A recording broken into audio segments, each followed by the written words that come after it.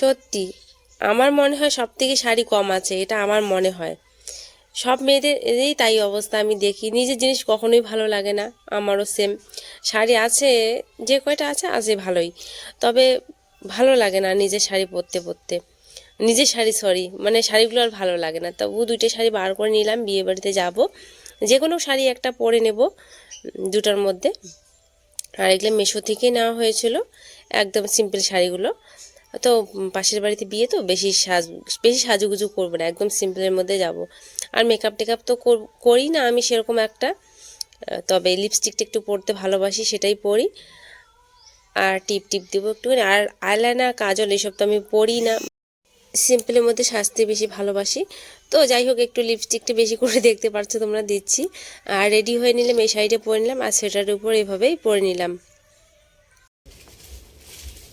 Hello guys, welcome back to my channel. তোমরা সকলে কেমন আছো? আশা করছি সকলে অনেক ভালো আছো, সুস্থ আছো, আমাদের মতো জাস্ট বিন্দাস আছো। তো রাত বাজে এখন 9টায় কত মিনিট, আচ্ছা 9টা 9 মিনিট বাজে। আর এখন আমরা রেডি হয়ে পড়লাম বিয়ে বাড়ি যাওয়ার জন্য। ও এখনই আসতো, আর আমরা আগের থেকে একটু রেডি হচ্ছিলাম, ফোন করে দিয়েছিল। তো দেখো এই শাড়িটাই পরে নিলাম ফাইনালি, আর ওই শাড়িটা পরছিলাম, তো ওটার থেকে এটাই ভালো মনে হচ্ছিল, তাই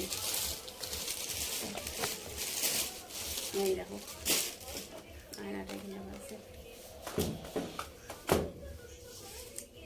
তো যাই হোক, রেডি হয়ে গেছে, আর ওখানে গিয়ে তোমাদের সঙ্গে যতদূর পারি শেয়ার করব। মামা এদিকে আসো, মামাকে তো দেখাই না, আমি ওকেও দেখাই না, এমন করে দেখানোই হয় না। টুপিটা একটা এমন করে দেখ। রেডি? আমি রেডি।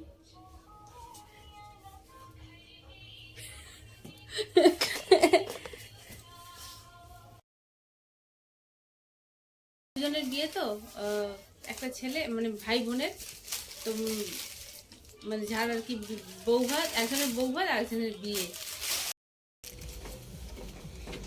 ঠান্ডা লাগতেছে?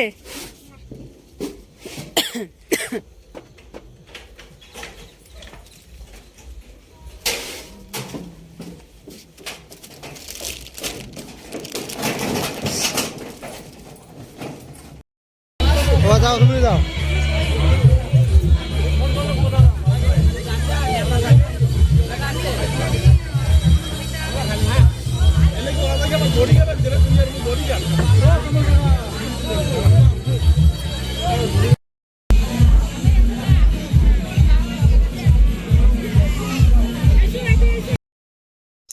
ঠান্ডার দিন বেশিক্ষণ থাকবো না, 9টার দিকে আসছি তো। 9টা কি, হ্যাঁ, যে এই 9টা 10-15 মিনিট হয়েছে ওদের বাড়ি যেতে যেতে, পাশেই তো।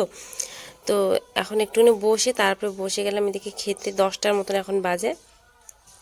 তো বর বসে ওই সাইডে, ওর ওর বন্ধু বান্ধব পেলে ওইদিকে ও বসে, মানে পেয়ে গেছে ওর সাথী। আর আমাদেরকে বললো যে তোমরা এদিকে বসো। আর ভীষণ পরিমাণে ভিড় ছিল, ভিডিও করতেও পারছিলাম না, আমার না লজ্জা লাগছিল, এতগুলো লোক সেরকম করে ভিডিও করতে পারিনি, তাই খেতে বসে একটুখানি করলাম। তো এখানে মামা মামি বসছে, সামনে একটা দিদির একটা ছেলে এখানে বসছে। তো ওদেরকে দেখায়নি, 4জন মিলে এখানে বসছিলাম।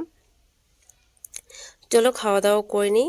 আর বিয়ে বাড়িতে তো বুঝতেই পারো, মাছ মাংস ডাল মুড়িঘণ্ট এইসব তো থাকেই। তো সেই সবই ছিল, একটু একটু শেয়ার করেছি, তারপরে আর পরে করিনি। আর এটা হলো বেগুনি। তো খেয়ে দিয়ে তারপরে আবার বাড়ি চলে যাব, থাকবো না বেশিক্ষণ। ঠান্ডার দিন, আমার শরীরটা একটুখানি খারাপ, তার মধ্যে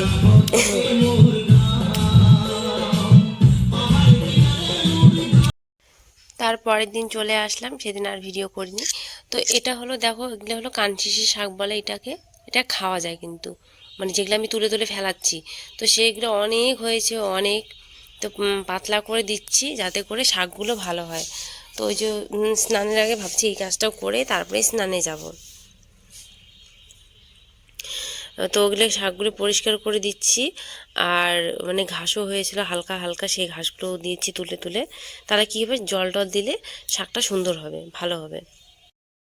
স্নান টান করে এখন চলে আসলাম হলো রান্না করতে। মানে ওইদিকে কলপাড় গেছিলাম আমি হাত ধুতে, হলুদ লবণ মাখিয়ে মাছের মধ্যে। এদিকে এসে দেখি তেলটা একদম পুড়ে গেছে।